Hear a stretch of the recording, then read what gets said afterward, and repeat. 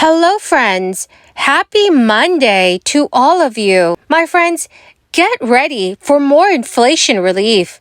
Top economists and lawmakers have confirmed that millions of Americans will finally begin to see the cost of living decrease this year. Many families are set to receive bigger tax rebate checks very soon. Friends, please make sure that you watch until the end of this video, because I will be going over all of the details. Also, I will be giving away 3 $75 Walmart gift cards this Friday. Please enter the giveaways by clicking and liking several of my videos, and then comment below the keyword of each video that you watch. The more videos that you comment on, the greater your chances, my friends, of winning these giveaways. When President Biden signed the American Rescue Plan Act in March, the law entitled most American families to receive a stimulus check valued at $1,400 per person. That was the largest of the 3 stimulus payments that our government has issued to date in response to the crisis. The stimulus money made a huge impact, which is why many economists and lawmakers support another round of relief payments. But there are millions of Americans that are still awaiting their tax refunds from the Internal Revenue Service. But there is a silver lining.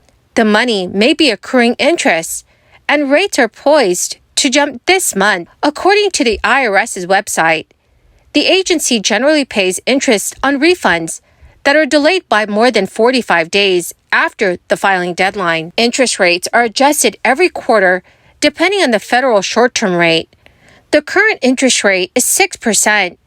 And is slated to increase in January. By comparison, 1 year ago, the interest rate stood at 3%.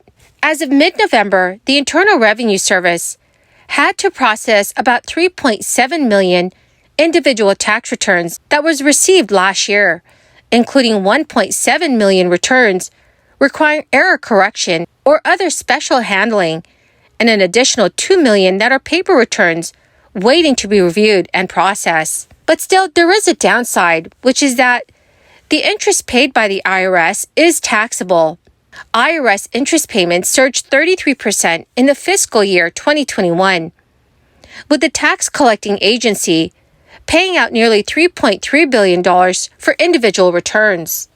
Although more than 90% of taxpayers submitted their returns electronically last year at the request of the IRS, some 17 million Americans still sent paper filings, exacerbating the pileup of returns. It is disproportionately older Americans who file their returns via mail.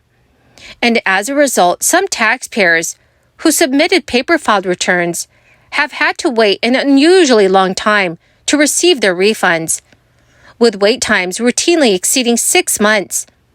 Some Americans have waited 10 months or more. The heap of unprocessed returns stem from crisis-related disruptions, including a worker shortage, the task of administering millions of stimulus checks, and adapting to other tax changes in the different relief packages, like boosted child tax credit payments. Now, friends, according to Gas Buddy, brace for a spike in U.S. gas prices next year due to refinery disruptions and amid renewed energy demand from China, as the Asian nation reopens its economy.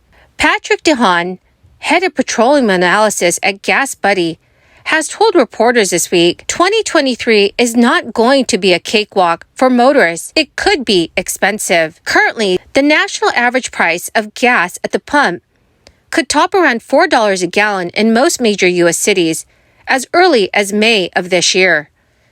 Gas Buddy has said that cities in the West Coast state of California, such as Los Angeles and San Francisco, could see gas prices approach nearly $7 a gallon in the summer of 2023.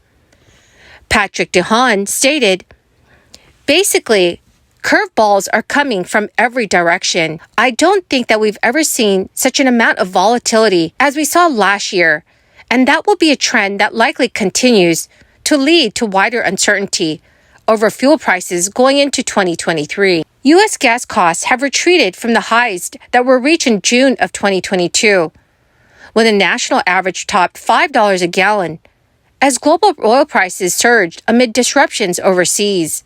The drop came after President Biden started releasing record amounts of crude oil from U.S. reserves to rein in energy costs and inflation. And according to Patrick DeHaan, a rebound in gas prices is already starting, in part due to the extreme cold weather conditions blanketing the U.S., which has caused havoc on refineries and curbed the production of gasoline and diesel. That means 2022 will close with a yearly national average for gasoline of $3.95 a gallon, the highest yearly average recorded. So on the whole, Gas Buddy noted that drivers are estimated to spend 10% less on gasoline this year compared with 2022, given that the average household is likely to spend $277 less on fuel. So dear friends, what are your thoughts on this? Do you think that gas prices will rise once again? Please let me know your thoughts in the comment section below. Well, my amazing and most awesome friends, that is the end of my daily stimulus update video for this January 2nd. Thank you, my dear friends, for being part of this community. And to say thank you so much, I will be giving away 3 $75 Walmart gift cards this Friday. Please enter the giveaway by making sure that you are subscribed to my channel, click and like several of my videos, and also comment below the keyword of each video that you watch. Thank you, my dear friends, and have a wonderful and blessed week. As I traveled around the state this fall, and over I heard about the toll inflation's taking on family budgets and on the livelihood of farmers and ranchers in our state. Since President Biden took office, the price of groceries has increased 18%. Electricity bills have increased by 22%. Utility gas bills have increased by 46%. Rent prices are up. Car prices are up.